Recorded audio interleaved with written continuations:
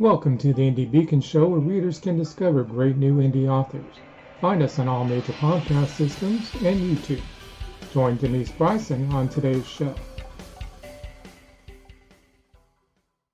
Welcome everyone to our radio show tonight, where we encourage everyone to drop everything and read. And I am so excited to be interviewing Claudia Hall Christian. And she is a prolific writer of over 40 books. And Claudia is the author of great stories about good people in tough situations. So we are so excited to be interviewing her. So Claudia, tell us a little bit about yourself. I really think of myself as not a very interesting person. I write all the time. I clearly, in order to be a prolific author, you have to write all the time. And so I write all the time. I'm either writing or researching or talking to somebody or reading a book. The real thing about me is that I like people. And so I like talking to people and I like getting to know people. It's very true. It says on my website, it's very true that I'm the person that's always holding up the grocery line while the checker tells me intimate details about their elementary school or whatever. So that's really, again, people really take up the majority of my time thinking in writing and in life. I like people, all kinds of people. So that is amazing, because you have to like people, especially when you write as much as you do, because this is amazing. When I was looking through everything and all of your series and all of those things, I was just really amazed by it. And I just want to know when did you first realize that you wanted to be a writer, I guess? When did you first realize that? Well, you look very young. I'm not. I just look that way. It's one of those things that I had one of those childhoods that people talk about. And so everything after that has been so much less stressful that I haven't aged that much.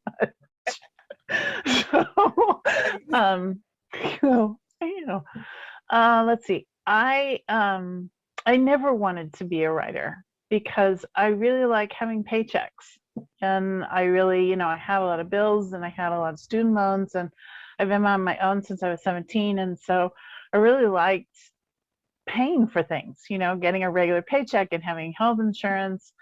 And I was a psychotherapist for 15 years. And then my husband and my dog got sick. It was like boom, boom. They were really sick. And so I decided to take a sabbatical. And while I was on sabbatical, I had this, the only thing I can describe it is a supernatural experience. I was in bed and this woman kept coming and sitting on the side of the bed and talking to me and telling me this story about her family. And I couldn't, it got to a point where I was like, go away, leave me alone. I don't want to do this. And I got to a place where I couldn't eat, I couldn't sleep until I started writing the story. Writing the story down. I don't know. And that's what eventually became the book series, the Alex Safay series. It's about Alex, but it's really about a whole family, a whole structure of families, connected together. And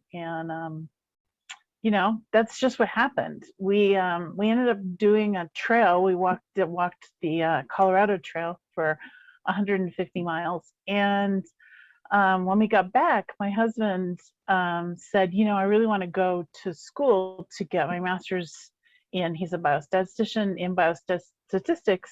And I said, you know what, I really want to pursue this. And so that's what happened. And now, I really love it. It is my passion. It's what's I'm most interested in. But probably like a lot of people, I still look for jobs. I still, I'm still there on, and I'm like, oh, that looks like a good job. I have a bachelor's degree in biochemistry. And so recently I was looking at writing science because I'm on the COVID-19, the National COVID Corps. And so I was like, oh, I could do that. I could write. I'm like, no, okay, Claudia. If it's like wherever it's true for all of us, but wherever you shine light, it's going to grow. And so I'm have to really force myself to focus in on my writing. Because otherwise, I mean, who knows? I'd be working, I just wanted a job at Wendy's, So let me ask you this. So when you wrote Alex Faye, the first book, how did you know that it would be a series after the first one, or was that something that kind of came or they kept talking, the characters kept talking? How did that go? Yeah, I think that I knew. I wrote the first two, just 1-2. I wrote the first book I wrote 3 times. I had 3 separate versions of it. The final version, I spent, I don't know, 2 years trying to make it. What I wanted was a book where people who read it could understand what it felt like to be depressed and what it felt like to have PTSD. It's probably not the smartest thing to do for your first book, but it is something that people really like. And I wrote the first one and the second one almost right away, and then the third one was pretty easy too. It's really after that was harder. With that being such a relevant topic, really, right, and especially now with people being depressed, PTSD, right. All these things are going on. It seemed like to me it would be a very good book to read, just to get some insight on those conditions that so many people are dealing with, especially coming out of this pandemic. So because a lot of people are having some mental illnesses. It's Absolutely. Just what's going on from isolation. I mean, the book has a lot of skills and it teaches a lot of techniques. All of my books do. I mean, I was a therapist, so it kind of goes with the territory, but a lot of people have told me that the way that they got through their lockdown or going through the pandemic is to read that series over and over again. Now, I mean, I don't make any more money when they read it over and over again, but it means a heck of a lot to me that they do. It's kind of one of those things that I'm so glad there are electronic books because people can do that. They can read it over and over and over again. I know that there's some conversation about changing the license so that people can only read it a certain number of times. But, if that happens, then I'll probably just give people copies because if they're willing to read it, I'm certainly willing to have them read it. That's for sure. So now you write when you write your series, it's almost like I think you publish them yourself on some type. Could you tell us a little bit about that, the series publishing Sure. thing that you do? Sure. When I started writing when the Fae was done, we had it out to publishers, big publishers and agents. I had it out with three editors and like 5 agents in 2008. And 2008 is when the stock market crashed and publishing crashed. And I got a call from a friend of mine who works in marketing in a publishing house. And she said to me, they're going to fire everybody on Monday. You've got to pull these books back. And so I pulled all the books back.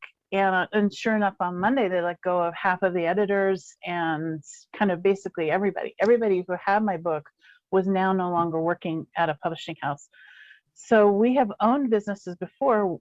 We just opened a business. And then it's kind of just been like that. The business is called Cook Street Publishing.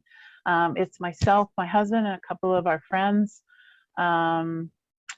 We pay taxes and we have employees, and I hope that someday we'll be able to publish other people's work. But for me, this really takes up most of my time. At some point, I think that we'll shift gears, but most of my time is really spent in writing and publishing. So. What about your Denver series? That's another big series because you have almost 20 books in that series? 20 books, yeah. I started writing that as a serial fiction, comes out once a week, a chapter a week, and I started that in June of 2008. So before all this stuff happened with us opening the company and everything. And it posts every day. There are little kind of 500-word sections that come out every day and a chapter a week. So there's about 500 people around the world who read it every day. And then there's a whole group of people who read it every week, and there are a group of people who read it as books. And I've done it ever since then. So I took some time off last year. I took 6 months off from March to October, but now we're back, chapter a week. It's pretty weird, it's like a soap opera. Yes! Yeah. And it has, and some of it, it's my little my idealism. Mhm. Sorry, I think we're at time. Yeah, we'll be right back. We're going to take Okay. a break and talk to our wonderful sponsors and hear from our wonderful sponsors, and then we'll be right back with Claudia Hall Christian. Marianne Fairmouth is a career consultant with 30 years experience in the national recruiting world, a multi-award winning author in multi-genres, and a speaker that gives presentations to help you succeed. Her book, Revolutionary Recruiting, made the top 20 global list of recruiting books. Find her on Amazon, your favorite bookstore, or at fairmouth.com.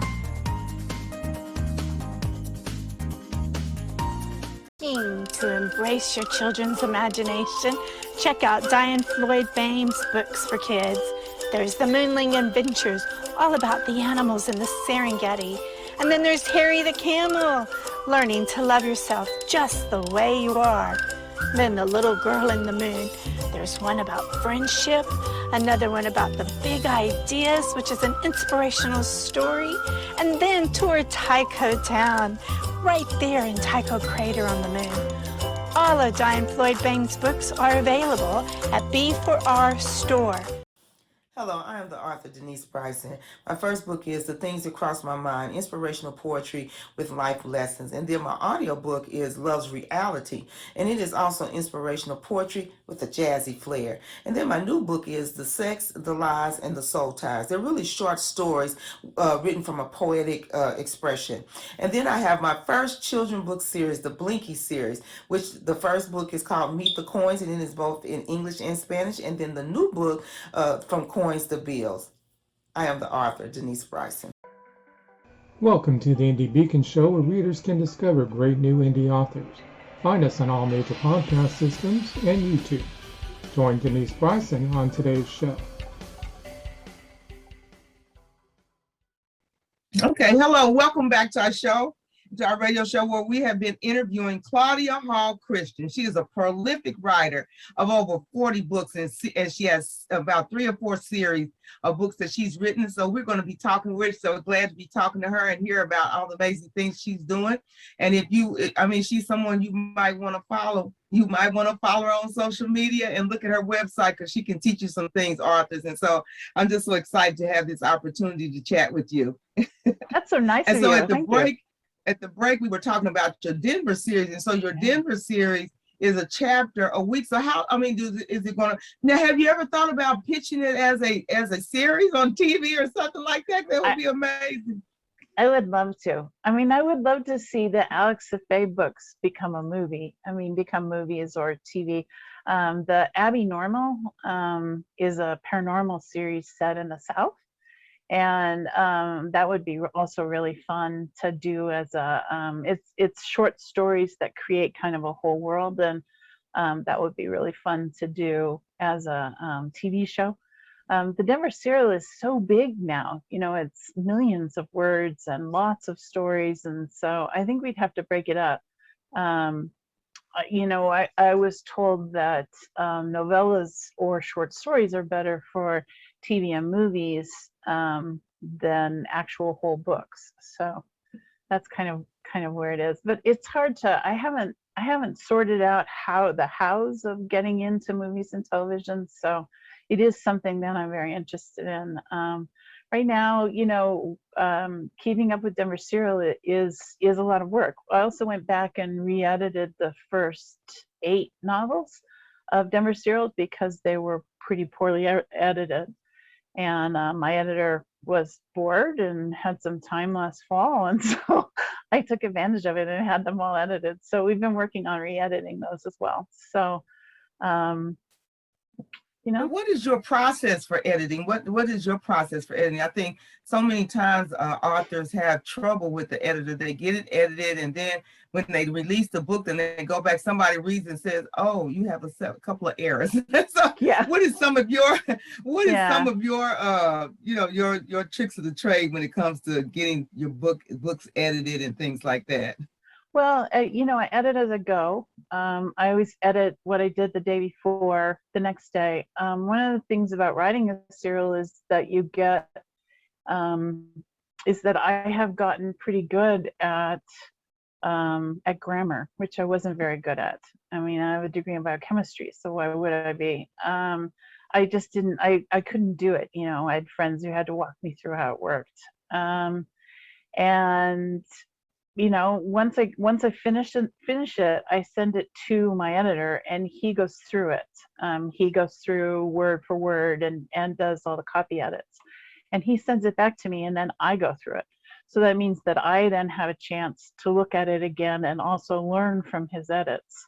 After that, I send it to beta readers who frequently find things that we've missed, people who are really good, and they've been tremendously generous with their time. And they go through it, and when that's done, out it goes. So the Denver serial, the way that it works is that I don't have time for editing, because in writing a chapter a week, I would have to be 4 weeks ahead, and it just doesn't happen. I have never figured out how to do that. And so the day-to-days are not as well edited as the books are, which is why some people prefer the books, or is one of the reasons they prefer the books. So it's the work part of writing. It's not the fun part. Yeah, that's the work part of it. Yeah. And it's really, it takes more time sometimes to get through that process. Now, what about your book covers? Do you have somebody that does that, or do you do those yourself? I do. I've had a series of people do them. I had a professional do it, and then he moved to South Africa. And then I had another guy who did it, whose name is Brian Saucer, and he retired, and I don't think he's with us anymore. And he retired because he was ill. And now I have a woman named Amanda Walker. I've done so many books or so many covers that usually we'll work together. That's how I worked with Brian, and that's how I worked with Anthony, is that I'll think of a theme or find a picture. Lately, for my newsletter, I've been working on a project called Reapers. It's about Grim Reapers and something that called Grin Reapers, which are the people that give luck, and the Grim Reapers take the souls. And so I found the picture, but then Amanda made it into a cover. She found other pictures and other things, and it's really a fabulous cover. So, but it's only out in my newsletter. I mean, I released a chapter. I'll probably release another chapter in a little bit. So it's just something to do, I guess. You do a newsletter as well, or blog. So tell us a little bit about that as well. I have a newsletter that comes out once a month, and I have a blog. I have a blog that I used to write on a lot, and I have not been writing on as much. I've been very sick. I had a series of spine surgeries, and I'm really just getting back up to speed after the last one last year. So everything is kind of, can I manage this? Whew, I can do it. Can I manage this? Whew, I can do this. Before I was like, bring it to me, I will do it. But now it's much more, I have to be much more careful and take things called naps and, you know, exercise and do all this crazy stuff. So yeah. I can understand that. I really can. So what are the greatest rewards what are some of the greatest rewards you get from being such a prolific writer, somebody that writes constantly? What are some of the greatest rewards you feel like that helps you to achieve in your personal life, or as a person, or as a writer? I think it's a really great question. For me, and I think that most of this comes out the most in Denver Serial. I have always I've always just believed that while people are not the same, we are one family. And so in Denver Serial, it's really about one family. And so there are people of all different races, all different colors. They interact as a family, and I want to see that in the world, and so I put it out there as a way of living. And sometimes I have entire segments devoted to, you know, Tanisha and her struggles with her hair. because, you know, people say to me, you know, well, really, really African American people should write about African American people. But I think that, you know, white people read me. So, you know, I know a lot of African American people, and they're happy to help, you know, when I have trouble or when I get stuck.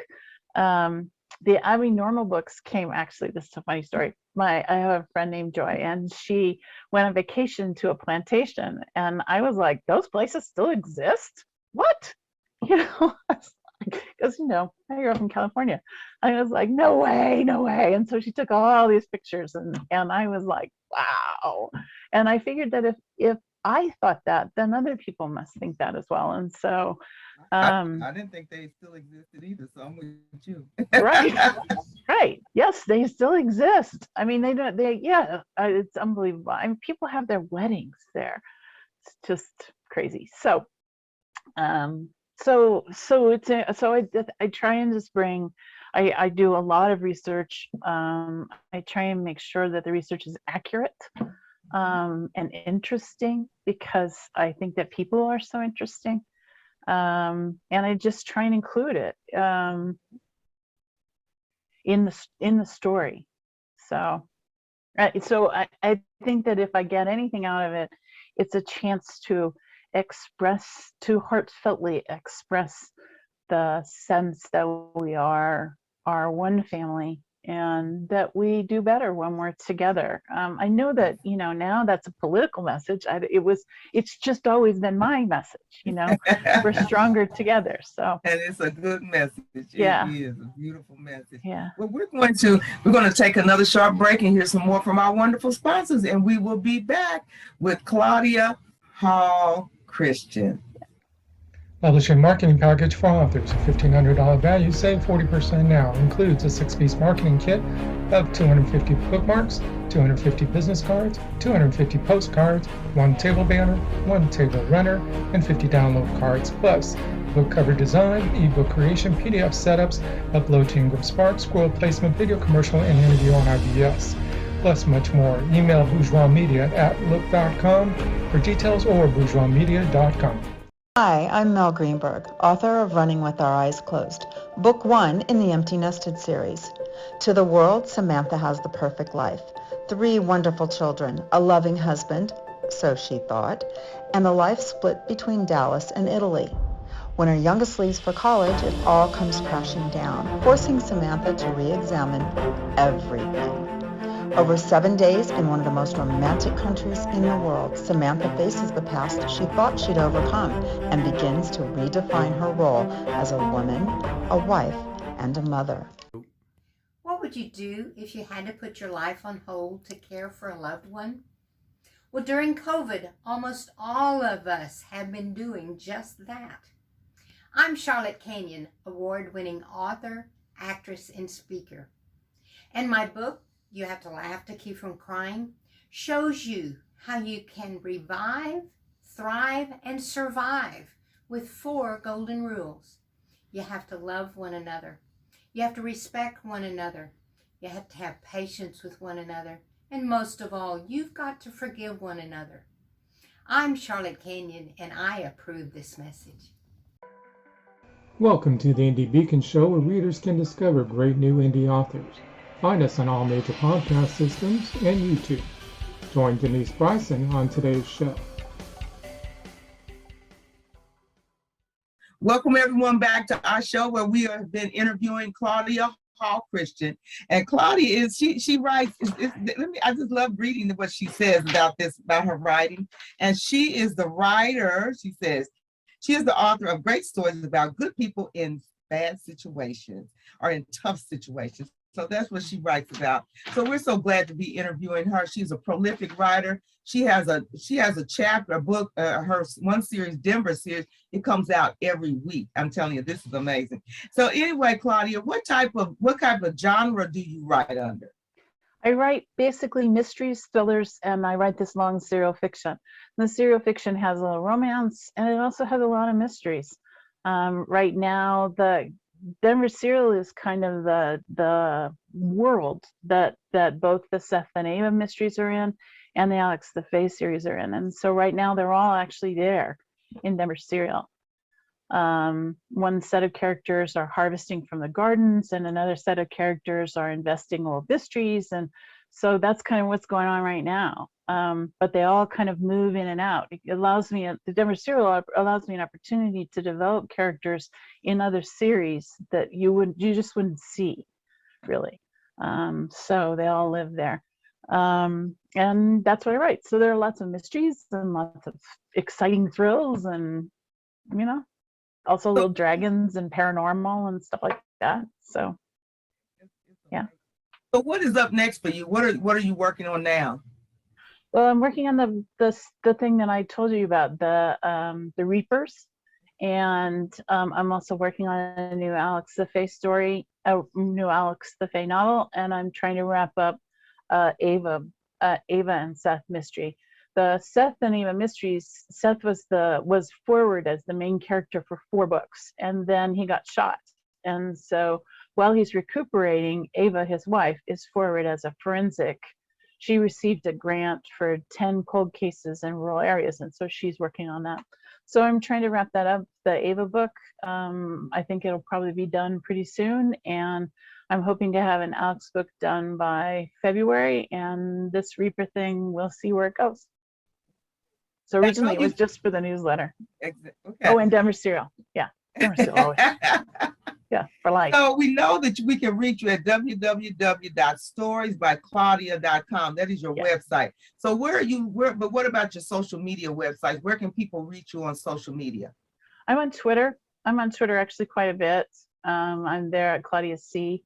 I'm on Facebook. I'm on Pinterest.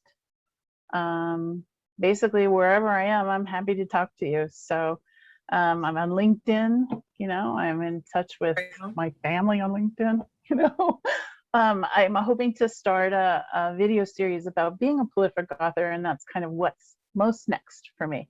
Would be just some little shorts and Instagram reels, that kind of thing, about, you know, tips about writing, how to keep writing and get inspiration and keep going. So that will be really great, because people really are excited to hear about this, especially authors that are writing and this is their first book, and so they want to know those types of tricks of the trade, and so that's going to be good. Now, where are your books sold? They're still basically everywhere. We are on Ingram. We're also on Amazon, and Smashwords distributes through Apple and every place else. So they're basically everywhere. We're there in libraries. For many of the books are free to libraries, and so during the pandemic especially, we sold a lot of books to libraries. Yeah, and sometimes I have them. I also have a Patreon account where people can get paperbacks and hardcover books, so they can get them kind of anywhere. Yeah. And you know, the only thing I can say is that they're you'll enjoy them. You know, you might not sleep a lot, but you'll enjoy them. I can imagine, you know. And you're also at B4R bookstores as well? Yes, I am. Yeah. Yeah. Yeah, I'm pretty excited about that. So yes, all my books are there, as well as everything else. And the Stories by Claudia website, sorry, we combined this last year all of the websites into that website, so you can see the podcasts. I have a group called Women in Fiction, which is a podcast, and also on Twitter and Instagram, and I run the Everyday Kindness Challenge, which is there. So it's all on that website. And I'm telling you, you have to go. You have to. I'm encouraging you all to go and look at her website and buy her books, because she is an amazing writer. And so, you know, we're coming to the end. I know it seems like it goes so quick, but anyway, I'm Claudia.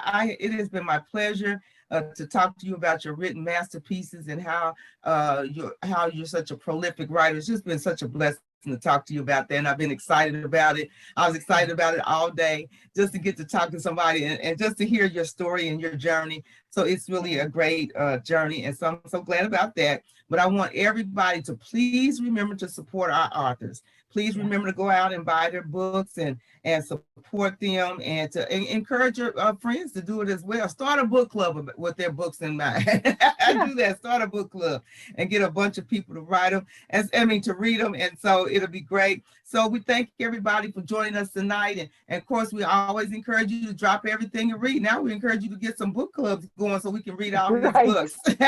And you can follow her Denver series that is weekly. She does that weekly. So that would be something amazing to do. So think about that, audience. Anyway, it's been my pleasure talking to you, Claudia, and I want everybody to have a good night, and we'll see you next time. Thank you. I've been your host, Denise Bryson. Thank you so much. Nice to meet you, Denise. Thank you for watching or listening to the Indie Beacon Show, produced by Biala Bourgeois for the Authors Marketing International LLC. Copyright 2021. Voiceover by Biala Bourgeois. If you would like to be a sponsor of the show, please email us at authorsmarketing@outlook.com. If you would like to be on the show, please complete the form found on our website at indiebeacon.com. You may also watch previous year's shows on the website. Music is Frolic of Words, created for Indie Beacon